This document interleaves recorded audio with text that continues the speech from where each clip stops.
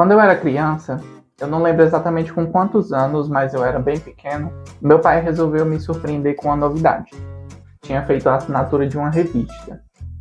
E até onde eu me lembro, assim, nos anos 2000, não era incomum você fazer assinaturas desse tipo por ligação mesmo. Às vezes a própria editora ligava oferecendo pacotes, e meu pai não deve ter pegado ou entendido muitos detalhes, mas provavelmente achou uma boa ideia fazer a assinatura de uma revista infantil.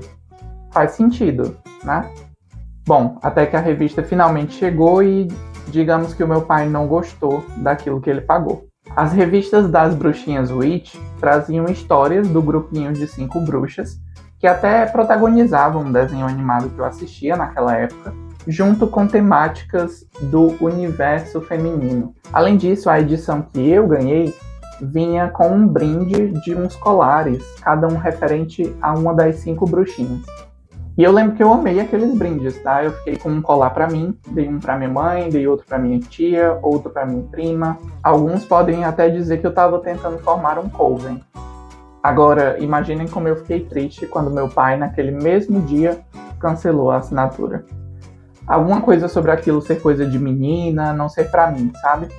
E aquela foi a primeira e última vez que meu pai fez uma assinatura de revista pra mim. Mas a pergunta que eu me faço até hoje é: quem disse que eu não queria ser uma bruxinha?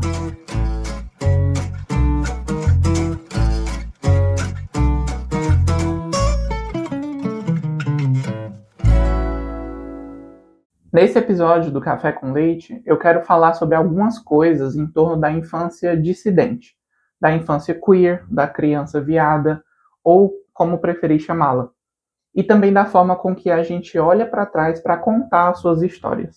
Vem comigo que vai fazer sentido aonde eu quero chegar. A autora Meg Rayara Gomes de Oliveira, travesti negra e doutora em educação pela Universidade Federal do Paraná, tem um artigo que eu gosto muito, intitulado Trejeitos e Trajetos de Gayzinhos Afeminados, Viadinhos e Bichas Pretas na Educação. Sim, esse título é enorme mesmo. Nele, a Meg vai reunir bastante coisa.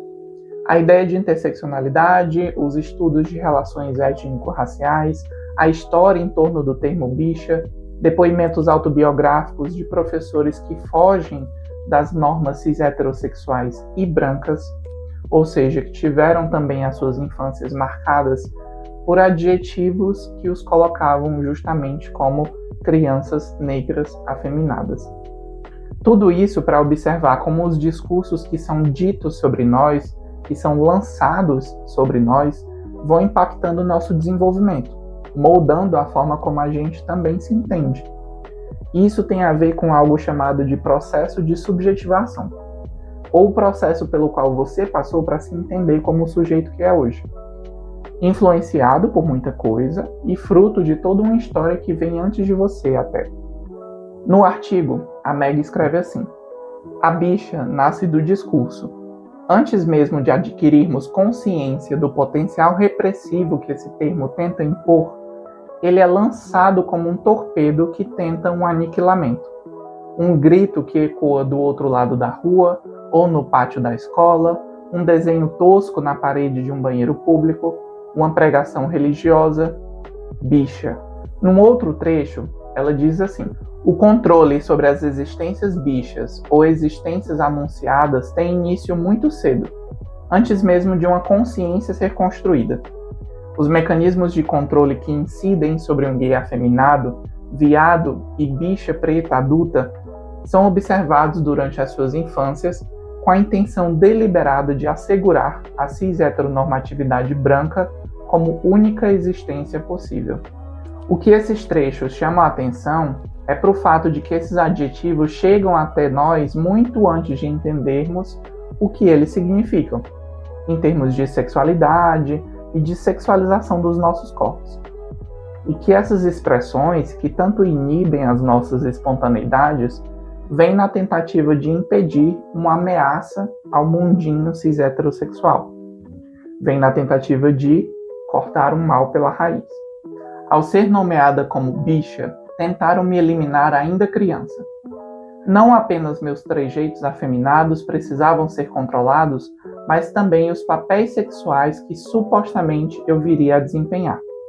Ser bicha era um problema para quem estava próximo. Ser bicha e preta era um problema ainda maior. Essas crianças não deveriam existir e, por isso mesmo, precisam ser eliminadas rapidamente. Controlar seu gestual, seu vocabulário, suas vestimentas, seus atos, enfim, controlar o próprio sujeito é fundamental para assegurar um futuro sem gays afeminados, viados e bichas. Ou pelo menos é o que eles acham e tentam fazer, né? E como se não bastasse vivenciarmos isso nas salas de aula, no parquinho do condomínio, no shopping, no clube, na praia, muitas vezes o ambiente doméstico é o primeiro a reproduzir essas violências. Ao invés de ser um espaço de apoio e de fortalecimento desse indivíduo que já passa por tantas hostilidades fora de casa.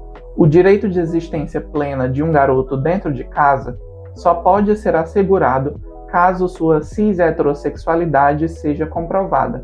Do contrário, essa existência estará sob vigilância constante, acompanhada diuturnamente pelo dispositivo da sexualidade. É isso que acontece, por exemplo, com o personagem Arlindo, na história em quadrinhos da ilustradora e roteirista do Rio Grande do Norte, Ilustralu. Na história, Arlindo é um adolescente dos anos 2000, carinhoso, sonhador, fã de Sandy Júnior e que está descobrindo a si mesmo e a própria sexualidade juntamente com seus amigos. É também um garoto que ouve do seu pai discursos que desumanizam pessoas LGBT+, e que tentam controlar o desenvolvimento do Arlindo em direção a uma heterossexualidade.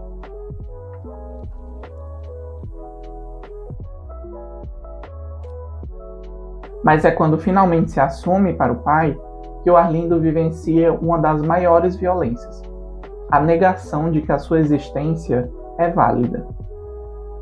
Felizmente, e diferente de muitas crianças queers, o Arlindo também conta com o apoio de seus amigos e da sua mãe, que o fortalecem ao ponto de ser capaz de dizer com toda a sua força que ele não está errado em existir.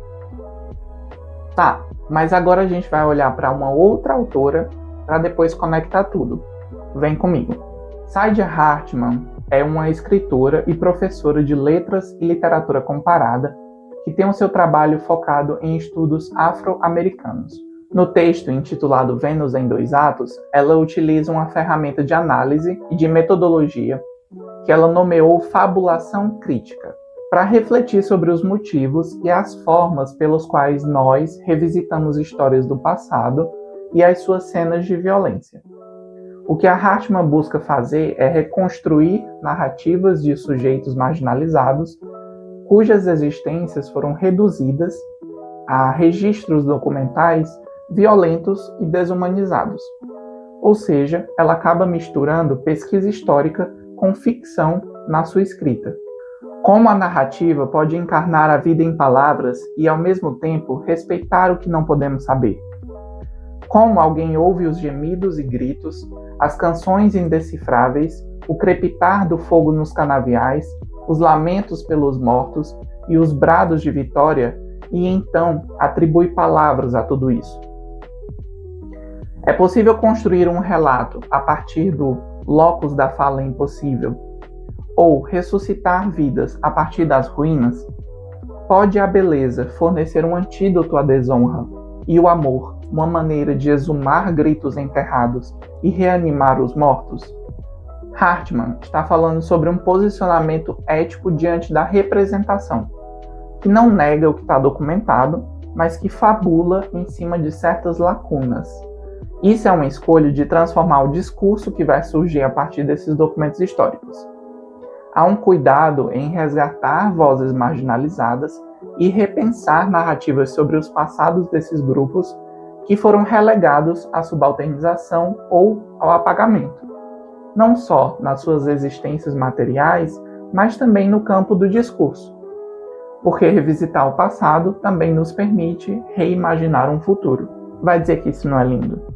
O conceito da Hartman surge do seu trabalho com arquivos de pessoas escravizadas e violentadas durante a colonização. Mas eu acho que podemos pensar que a fabulação crítica pode ser utilizada para a história de vários grupos marginalizados.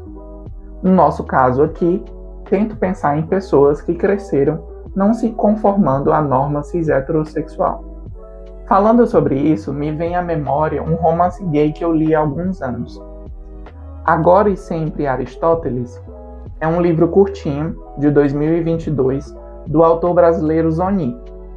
Nele, Aristóteles é um adolescente que está, a todo momento, lutando para esconder os sentimentos românticos que ele tem pelo seu amigo de infância, o Matias. A história me traz um ambiente nostálgico, cheio de referências do final dos anos 2000, um período no qual eu estava no início da adolescência, sabe? E ainda que a atmosfera seja familiar no livro, tinha um estranhamento durante a leitura. Eu me perguntava por que todo mundo está tranquilo com essa relação. A amiga dele o apoia a se declarar para o Matias, os pais o encorajam a ser como Aristóteles quiser ser. E eu fiquei, que ano de 2009 é esse que eu não vivi? Mas quando você lê a nota do autor, compreende que a sua intenção era justamente criar uma realidade na qual ser LGBT+, naquela época, era tratado com naturalidade e aceitação suficientes para se viver um romancezinho leve e fofo. Entende aonde eu estou querendo chegar? Não se trata de negar o nosso passado de resistência e de dores, mas também de reimaginá-lo para além disso, num exercício criativo mesmo, de outras possibilidades para os nossos corpos e os nossos amores. Voltando rapidinho ao texto da Meg Hayara, ela diz assim: as crianças que colocam a cis-heteronormatividade branca em dúvida são impedidas de vivenciarem plenamente essa fase de suas vidas e se deparam com discursos e atitudes próprios do mundo adulto.